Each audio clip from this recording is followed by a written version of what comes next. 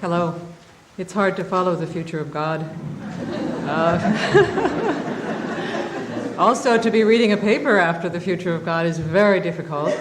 But I hope you will bear with me. I could not just sort of chat with you about what I'm going to talk about.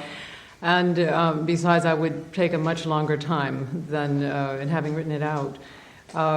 I'm very happy to be here. I thought it was a little unusual that there would be a conference on the Millennium this early.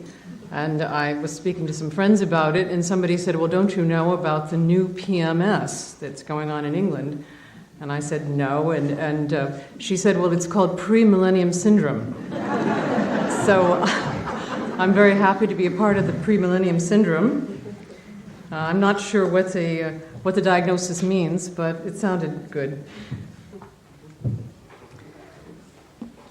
So, it's a great pleasure and privilege to have been invited to speak at this interdisciplinary conference for the Millennium.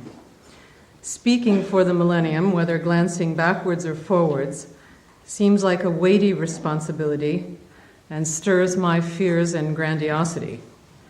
In order to tread a middle path between the two and say something about what matters most to me at this juncture between two centuries, I decided to speak about my personal pet peeve, the necessity for psychoanalysts to oppose the contemporary zeitgeist of biological determinism that surrounds our current scientific explanations of human suffering. Later, I will discuss biological determinism in detail, but suffice it for the moment to say that it assumes that some human characteristics are fixed at birth, given by our biology, and that it promises us detailed information about individuals and groups in terms of genetic predispositions for many human traits from the sublime to the undesirable.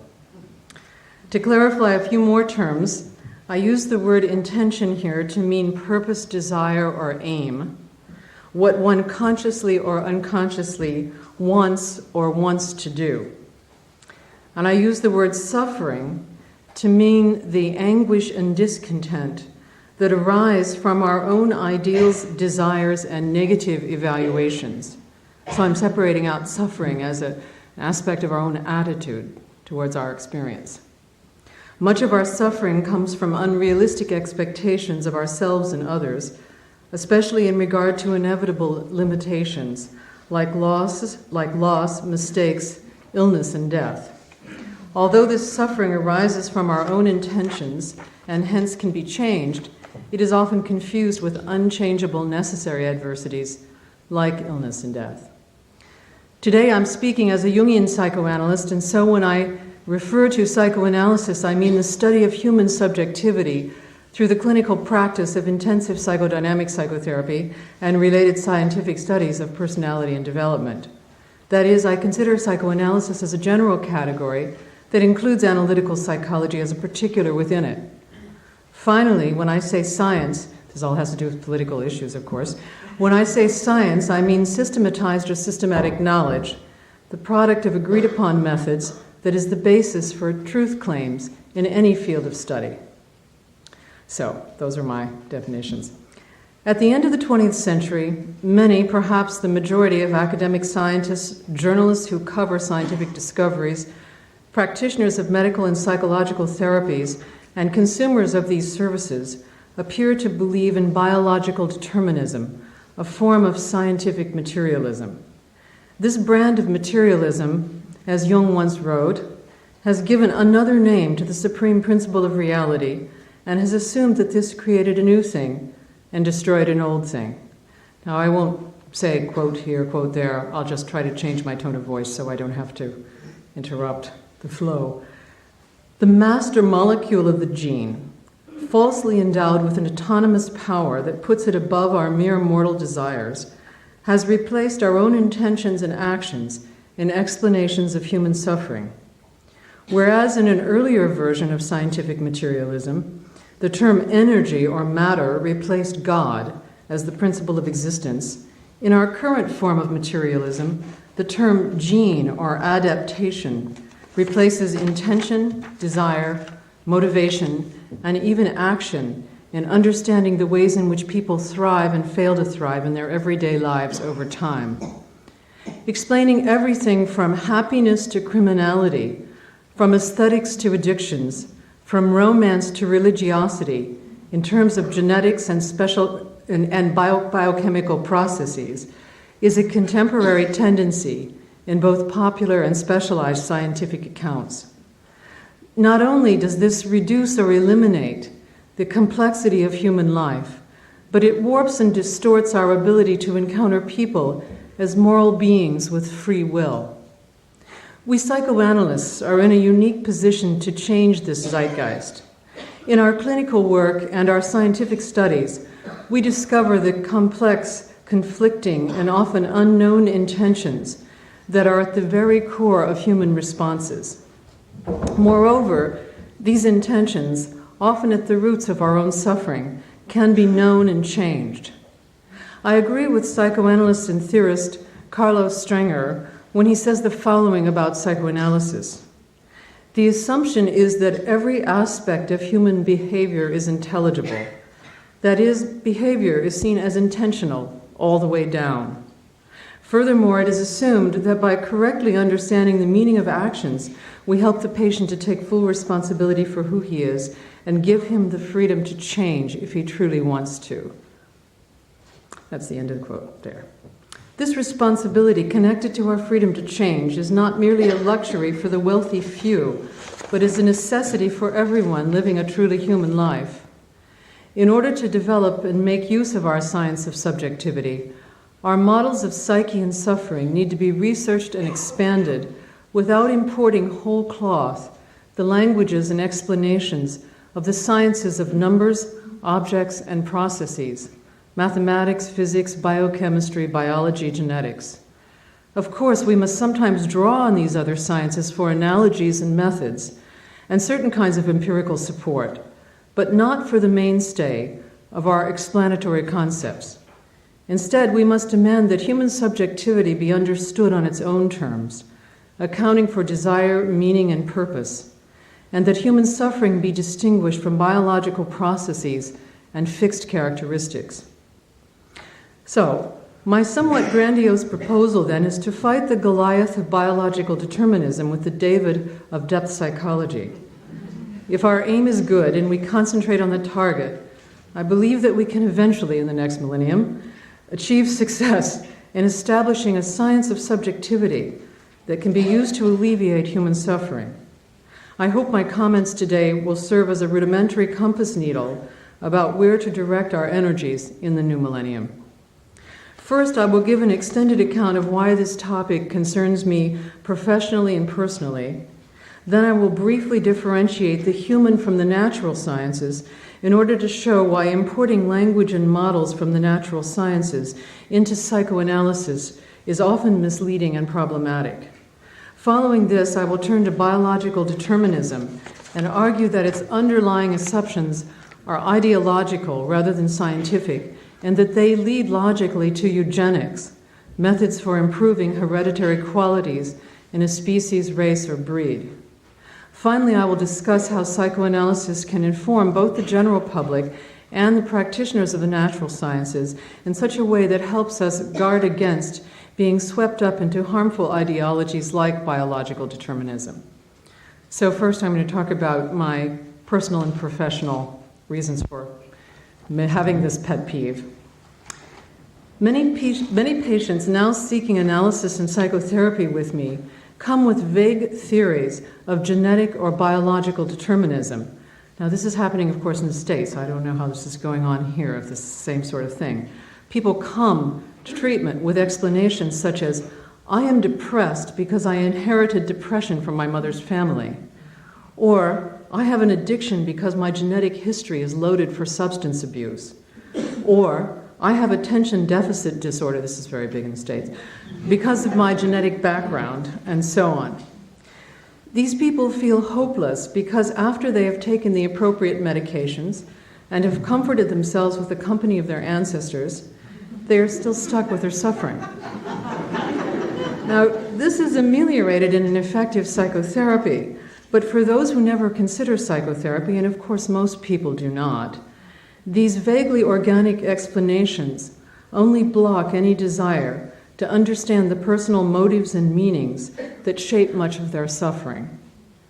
But in another professional context, I encounter even greater helplessness engendered by our zeitgeist of biological determinism. I have a clinical appointment in the Department of Psychiatry at the University of Vermont Medical College, where I supervise psychiatric residents and teach an occasional, very occasional, seminar in dynamic psychotherapy. Over the past 12 years, I've had similar appointments in other departments and have witnessed what I call killing the heart of psychiatry, the shift from dynamic psychiatry to biological psychiatry. In this brief period of time, most psychiatric residents in the U.S. have lost their connection to any psychological understanding of human suffering. Because departments of psychiatry have almost uniformly cooperated with the pressures of managed care to provide mostly biological interventions, which are both short-term and patronizing, most psychiatric residents now lack even basic counseling skills and have no knowledge of personality dynamics, the unconscious dynamics of psychopathology, or any of the methods of long-term psychotherapy. These residents want to help their patients. As human beings themselves, they know that they are overlooking something very fundamental in being unable to engage in conversations about suffering and being able only to prescribe medications or other biological interventions such as ECT, or give some basically friendly advice. Now, I cannot help my supervisees learn the methods of dynamic therapies because they do not know enough to learn from me. They are not taught even basic psychotherapy skills, and they do not have enough time in their schedules to follow long-term cases until the end of their residency when they don't know what to do with the cases. As we have all been encouraged to explain more and more of our personal difficulties in terms of organic and biological processes, and less in terms of our own desires and actions, we risk misunderstanding the roots of our suffering and the complexity of our own subjective lives. Those of us in the helping professions, and especially those training others to help with human suffering, face a serious challenge. If we respond to the question, "Why do I suffer?" without offering the mirror of self-recognition to our patients and students, we short-circuit the search for self-awareness that could set them free. If we psychoanalysts, in attempting to conform to biological psychiatry, explain human moods, emotional difficulties, shortcomings, and desires in terms of biochemical processes and genetic predispositions, we betray the thimbleful of social awareness of the role of unconscious human intentions that has only recently become a part of Western culture. Some of you may recall that the Scottish philosopher John McMurray warned of the hazards of biological determinism for the human sciences in his Gifford Lectures presented at the University of Glasgow in the early 1950s. He talked about the distortion in our picture of a knowing human subject who is characterized primarily as a collection of organic processes, adaptations to environments, rather than as an intentional actor. When I was in graduate school in developmental psychology in the late 1970s, just at the time that I began my training in analytical psychology, I studied McMurray's philosophy in a seminar on human motivation. Many of my graduate school professors declared that the complexity of human intentions demanded a non-reductive method of study. They insisted that the human freedom to think abstractly and reason reflectively, even to theorize about one's thoughts and emotions, sets humans apart from other organisms and animals in an irreducible way. I was taught that it is dangerous to believe that humans are biologically or psychologically determined because an adequate theory of human action must account for human intentions beyond the determining forces. For example, when humans are condemned to horrific torture, some will continue to find a meaningful way to engage with their lives, as is well illustrated in Viktor Frankl's Man's Search for Meaning. Or if you are diagnosed with a terminal illness, you are still free to see it as a personal adventure as writer Anatole Boyard shows us in Intoxicated by My Illness.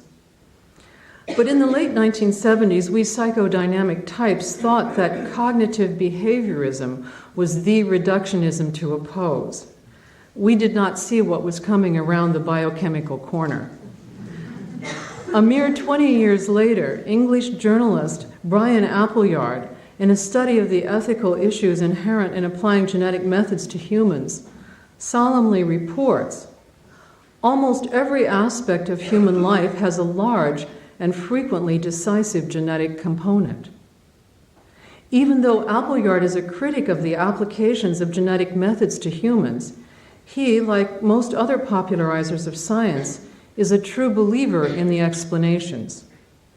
Organic explanations of human life have very quickly come to overshadow our only nascent psychodynamic understanding of ourselves as complex intentional actors, the sort who create theories of DNA and declare their triumph as knowledge about ourselves.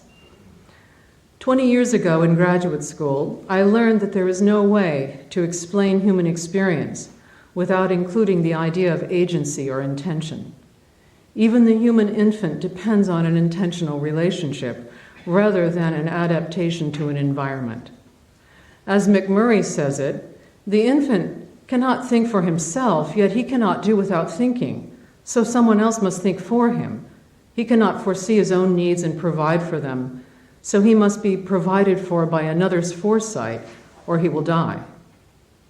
Human dependence and interdependence arise and develop in inherently personal relationships that include intention, desire, meaning, and foresight from the very beginning.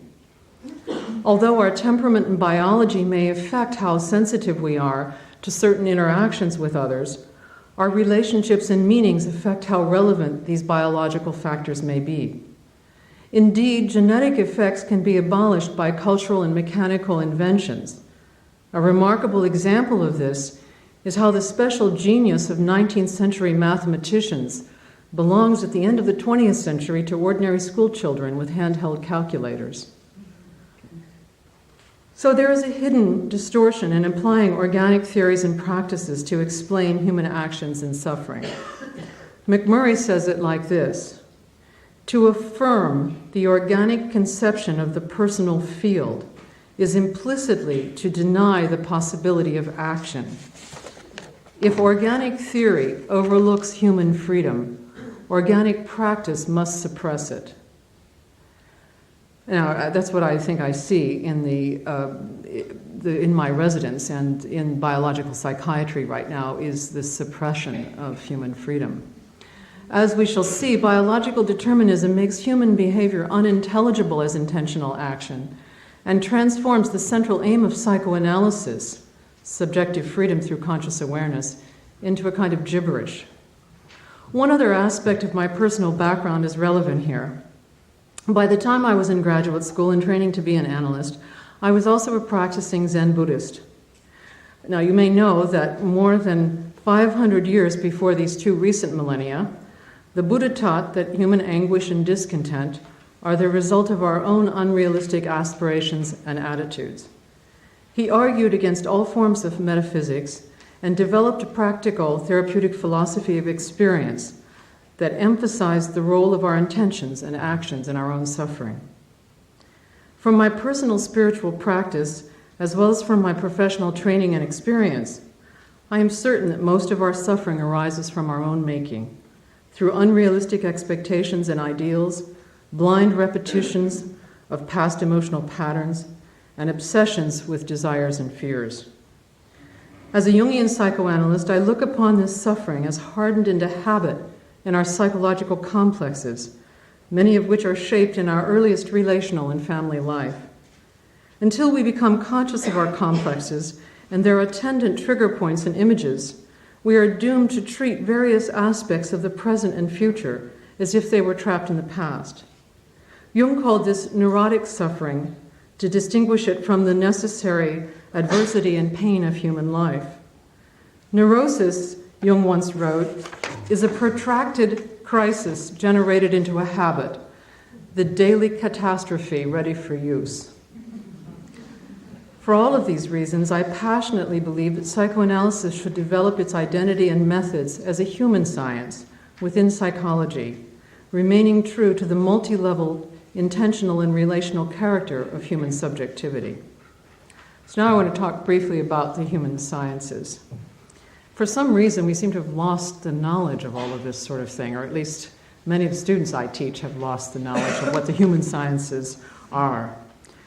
When I first encountered the philosophy of science, also in the late 1970s, through the well-known work of Thomas Kuhn from the Massachusetts Institute of Technology and Princeton University, I was enlightened by the notion of scientific paradigms, or exemplary models that are used as if they were reality. Kuhn showed that the natural sciences, such as physics and chemistry, have grown through revolutionary shifts in these paradigms, rather than through linear accumulation of new knowledge or information. From time to time, some scientists discover and investigate anomalies in the exemplary model, and these anomalies eventually lead to a whole new worldview that topples the old paradigm and allows scientists to see their data in a new way. Kuhn's theory appealed to psychological clinicians because we believed that we were helping our patients shift their paradigms of reality by examining the anomalies in their worldviews. But Kuhn strongly objected to applying his structural theory of the natural sciences to any understanding of the human sciences of psychology, anthropology, sociology, linguistics, economics, or history.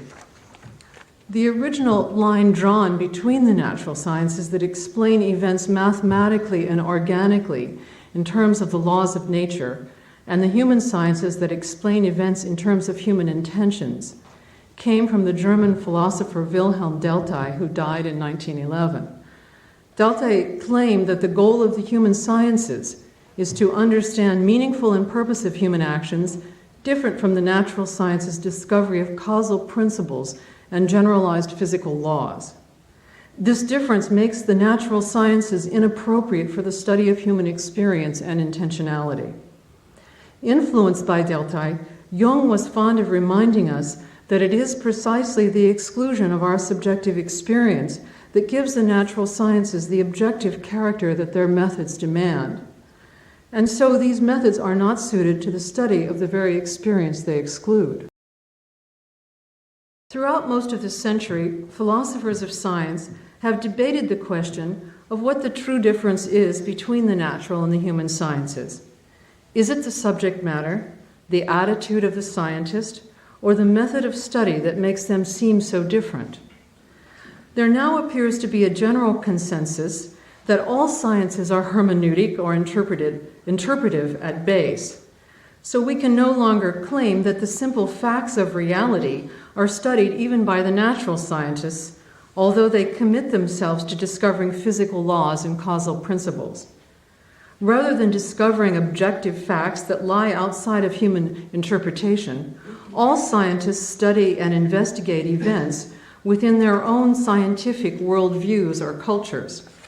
This being the case, we might wonder if it is still useful to draw a line between the natural and the human sciences. Well, in 1989, I heard Kuhn lecture on his own long-term conclusions about this issue, and I found myself very much in agreement with him. He claimed that the main difference between these two kinds of science is practical, in terms of what practitioners normally do, not how or what they study. What natural scientists do, and he observed a lot of natural scientists at MIT and spent a lot of time in these communities. He trained himself first as a physicist. What natural scientists do, given their hermeneutic base, Kuhn says, is not ordinarily hermeneutic. Rather, they put to use the paradigm received from their teachers in an enterprise that attempts to solve puzzles, like those of improving and extending the match between theory and experiment at the advancing forefront of the field. On the other hand, human scientists rarely work with such received knowledge. Their sciences, in Kuhn's words, appear to be hermeneutic, interpretive, through and through. Very little of what goes on in them at all resembles the normal puzzle-solving research of the natural sciences. Their aim is to understand behavior, not to discover the laws, if any, that govern it. It's the end of Kuhn's statement. asking himself the question of whether the human sciences could eventually find paradigms that would support normal puzzle-solving research, Kuhn said that he was totally uncertain, stating that some aspects of economics and psychology already seemed to use such models that could be generalized in developing a puzzle-solving science. On the other hand, when the unit of study is a social or political system, or a psychotherapeutic relationship, I would add, Kuhn wondered if there would be any real gain in abstracting principles that might lead to puzzle solving rather than continuing to engage in a thoroughly hermeneutic enterprise. In my view, psychoanalysis as a science of subjective experience is distorted when we attempt to ground it in the causal laws of physics or in the processes of brain chemistry or neuroscience or in other principles from the natural sciences. And yet, I believe that psychoanalysis should be systematized and researched as a hermeneutic human science with its own consensual forms and methods and its own frameworks for reliability, validity, and prediction. Many psychological studies that have emerged in dialogue with psychoanalysis are exemplary models of such hermeneutic human science with solid records of reliability, validity, and prediction.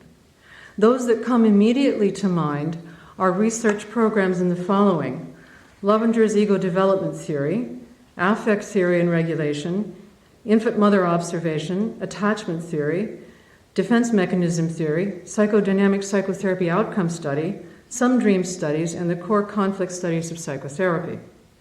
All of these have contributed important new understandings and expanded old ones in our field, while they have used non-reductive methods to investigate human emotions and intentions. Of course, it is also fruitful for us to draw on certain findings in the natural sciences. Many of these are useful as heuristics and analogies for our work, as, for example, the recent neuroscientific findings on emotional memory from studies by Edelman and Ledoux that can be interpreted as supporting and expanding the Jungian theory of psychological complexes. On the other hand, if we try to ground our theories of conscious and unconscious intentions and desires in natural science paradigms, whether they are described as causes, teleologies, genetic tendencies, or attractor sites, we can easily get caught up in warped views of personal life and very bad science. In the words of contemporary Canadian philosopher Charles Taylor, natural science explanations of our subjective experiences, this is a quote, end up in wordy elaborations of the obvious, or they fail altogether to address the interesting questions, or their practitioners end up squandering their talents and ingenuity in the attempt to show that they can, after all, recapture the insights of ordinary life in their manifestly reductive language. That's the end of the quote from Taylor. So, now I want to talk a little bit about biological determinism itself and what it is that I fear so deeply about this direction that's developing within psychiatry and to some extent also within psychodynamic theory. Biological determinism, as it has been imported into the language and methods of psychodynamic psychotherapy and psychiatry, and even psychoanalysis to a lesser extent, is one example of very bad science. The typical way that this kind of thinking enters our theories and explanations is through what Harvard geneticist Richard Lewontin calls the empty bucket metaphor. This metaphor depicts human beings as empty buckets of different sizes, waiting to be filled with the water of experience. If the environment provides all of the necessary resources, then every bucket is filled to its capacity. Still, the metaphor implies, there will be differences in our abilities, capacities, and limitations because there are differences in how much water any bucket can hold. These differences, then, are thought to be natural and inherent in the different sizes of the buckets from the start. I'm using this analogy taken from Lewontin because he is a geneticist and he argues against the kind of ideology that's now very prevalent in regard to genetics. There's an enormous error in this metaphor, says Lewontin, and these are his words, because a change in environment can change abilities by many orders of magnitude, and the differences between individuals are abolished by cultural and mechanical inventions. For example, he says, although there may be biologically based average differences in physique and strength between a random group of men and a random group of women, and these are less than usually supposed, these differences rapidly become irrelevant and disappear from practical view in a world of electrically driven hoists, power steering, and electronic controls. That's the end of his quote. Environmental variation and genetic variation are not independent causal pathways. In fact, the interaction between the two is indissoluble. In a book written for the general public entitled Biology as Ideology, geneticist Lewontin defines biological determinism as three main ideas. First, that human beings differ in fundamental abilities because of innate differences. Second, that those innate differences are biologically inherited. And third, that human nature, therefore, guarantees the formation of a hierarchical society. So those are the three assumptions of biological determinism. I'll just repeat them.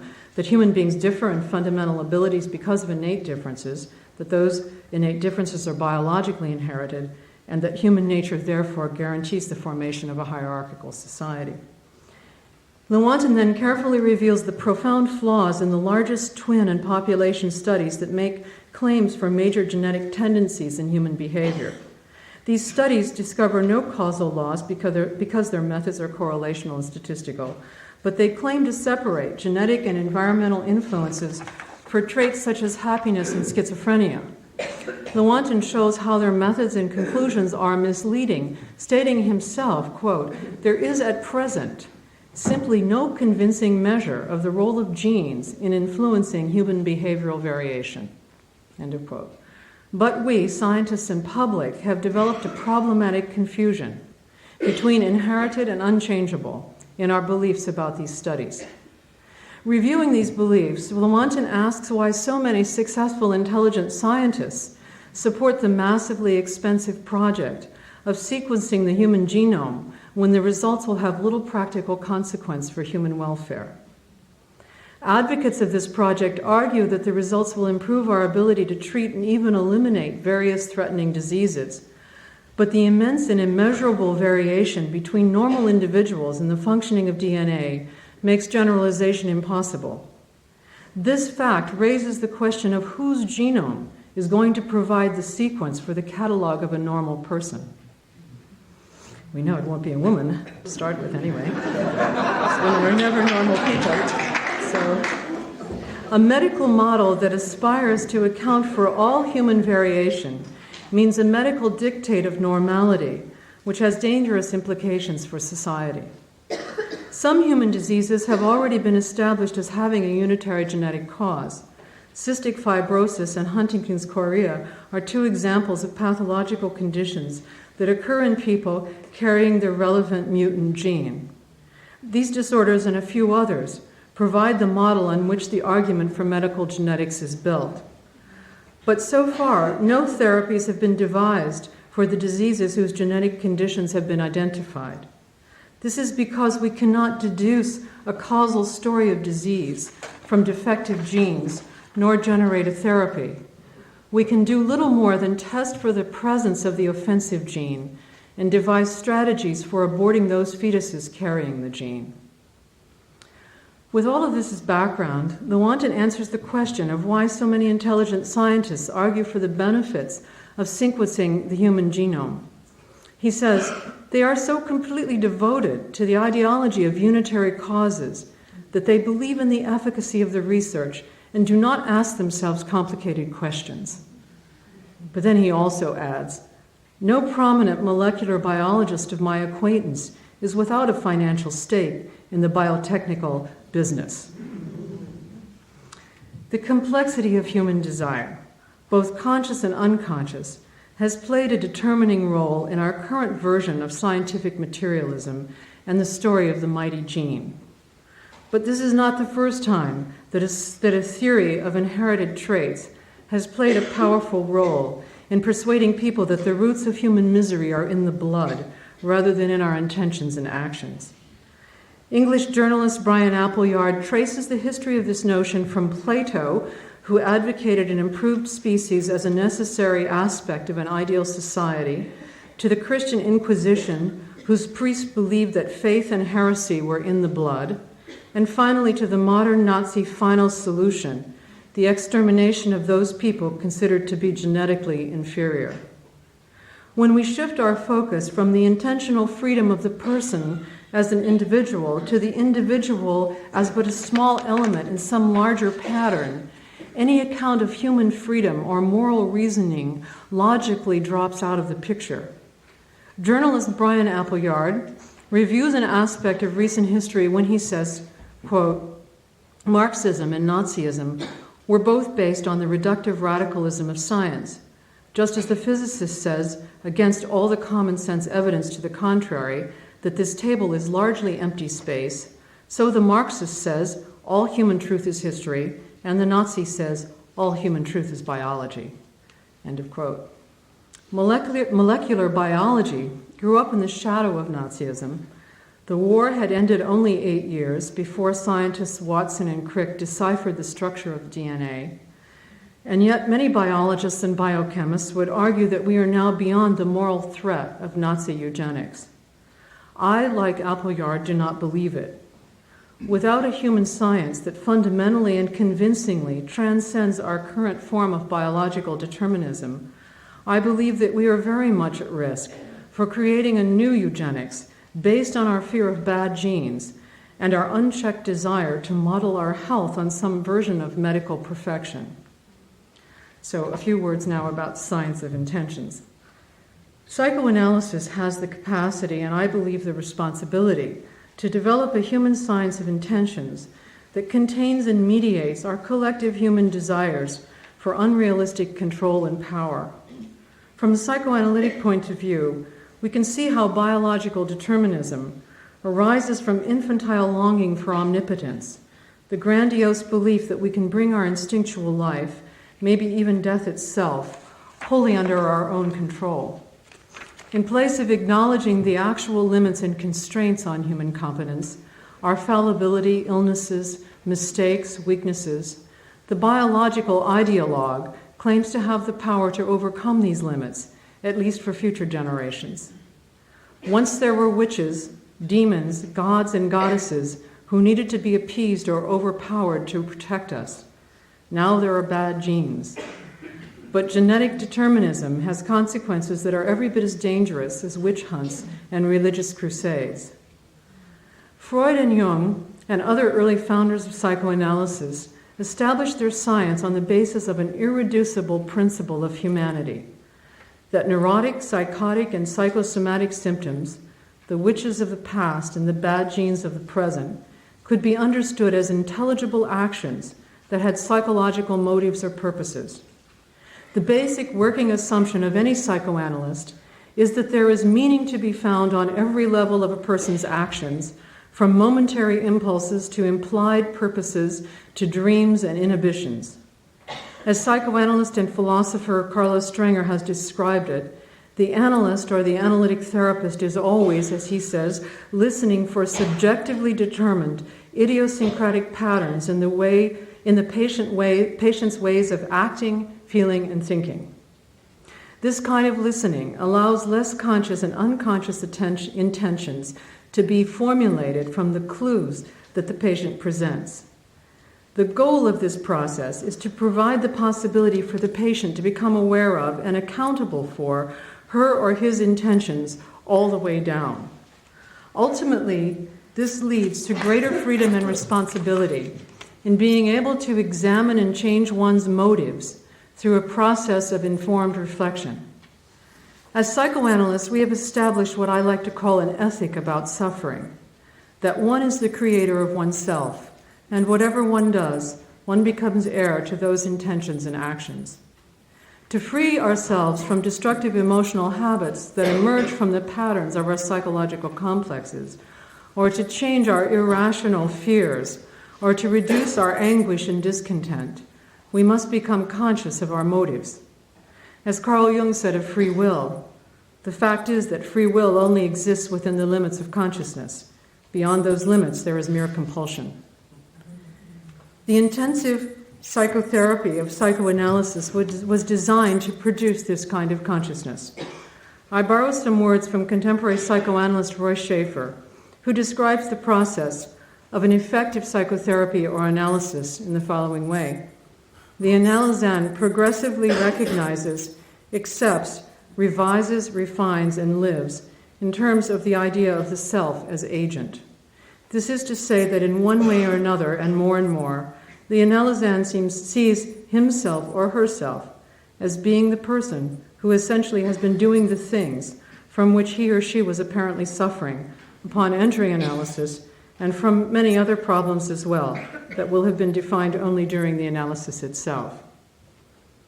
So it should be sufficiently clear that this ethic about suffering stands as a stark contrast to the assumptions of biological determinism and its current story of bad genes. As a systematic study of human intentions and subjectivity, psychoanalysis can help the general public identify important limitations in the claims of the natural sciences.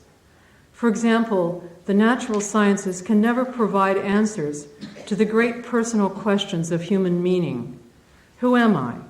Who are we? What is the purpose of my life? Or as Annie Dillard said, what's going on here anyway? When the natural sciences attempt to answer these questions, both the questions and the answers get distorted by the inability of those sciences to account for human intention and subjective life. When we look to the natural sciences for answers to essentially spiritual questions, like why are we born and why do we die, we find answers that lack any personal meaning. When we collectively look to the natural sciences for explanatory concepts of personal or spiritual meaning, we lose the inner freedom and vocabulary even to pose the relevant questions, much less to seek the answers. In conclusion, then, I hope that we psychoanalysts can move courageously and swiftly to differentiate ourselves from biological psychiatry and its genetic cousins. In the next century, I hope we can define our young science more securely. A first step in doing so would be to heal the splits and schisms that have kept us battling like toddlers among ourselves. All of us share fundamental beliefs and methods. We are all committed to understanding human beings as intentional persons, even when they do not understand themselves in this way. We are committed to acknowledging that human life is filled with discontent, conflict, and failures because of the ways in which we are all largely unconscious of our own motives. By facing the meaning and truth of this situation, we know that people can develop greater tolerance, insight, and wisdom. In the next century, the best of our science should be formulated and shared with the general public, while research programs are established to investigate both the workings of our therapeutic methods and the assumptions that we make about the human personality. Some of these studies are already underway, as I mentioned earlier. If psychoanalysis were fully researched and expanded as a science of intentional life, it could ultimately assist all people in living more cooperatively and peacefully as a unitary species within families, groups, and societies through recognizing the nature of our limitations and our responsibilities. Thank you.